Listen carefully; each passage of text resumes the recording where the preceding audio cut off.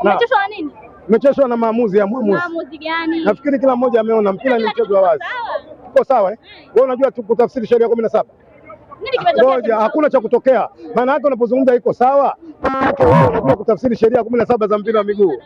Sawa, ni bila ni mwamuzi. Sawa, level binadamu. Kuna muda mwingine level anashindwa kutafsiri sheria 17. Sisi tulisema Simba mapema. Ukubwa wa game na Solo Mwinchui hawezi kwenda kutafsiri sheria 17 za mpira. Nyinyi mnamtaka nani? Mimi nasema angetafutiwa waamuzi ambao baada ya maamuzi kila mmoja angeridhika. Lakini kimsingi, waandishi wa habari, maswali yenu zungumzeni vizuri, tutengeneze mpira, tusiharibu mpira. Mpira ni mchezo wa wazi. Sheria 17 ziko wazi, kila mmoja anajua. Ukisoma sheria namba 11 mpaka namba 12, tafsiri iko wazi. Hivi ni kweli mwandishi unaweza kuhakikishia kwamba Suleiman Mwalimu alikuwa offside? Wewe mwandishi si umeona? Mimi sijatazama marudio kwenye TV bado. Basi nenda karudia alafu uje kunioji. Sahihi, ndio maana ninachouliza ni kitu kimoja. Tumezungumzia kwamba marefa uulize maswali ambayo yanakwenda kujenga.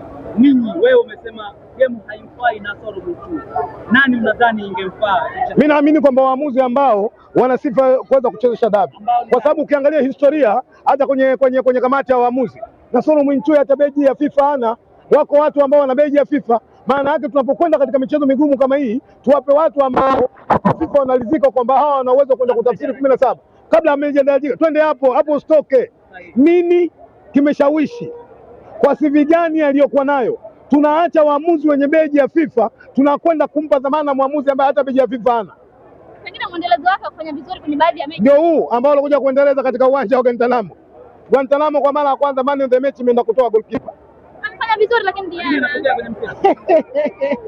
kutokea mara kibao alichukua pia akiwa AFCON. Niwashukuru sana waandishi wa habari, lakini nendeni mkawaambie mpira ni mchezo wa hisia na mpira unauma. Mwenye haki ya kushinda ashinde na mwenye haki ya kufungwa afungwe. Tusilazimishe kwamba Yanga hawezi kufungwa kwenye nchi hii. Kunafika mahala tunalazimisha Yanga zifanyaje? Asifungwe, si ndio? Otherwise iko siku kama ili jambo tukuenda kulifanyia ufumbuzi mapema, mimi naamini kuna watu wanakwenda kufanya maamuzi ambayo hayastahili kufanywa katika uwanja.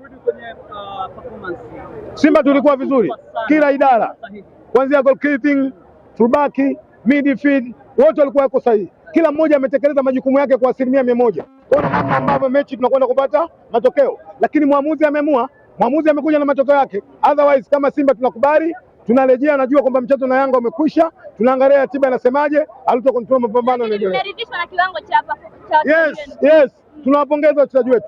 Wamejitoa kwenye damu, jasho na damu, wamepambana. Kila mwana Simba ameridhika, ameona performance ya namna ambavyo timu inavyopambana. Miki msingi tunawapongeza wachezaji wetu, management ya Simba, lakini hata mashabiki wa Simba ambao wamekuja wengi, wamejitokeza kwa namna ambavyo wanakwenda kupata matokeo mazuri. Ni mchezaji mzuri. Mchezaji mzuri.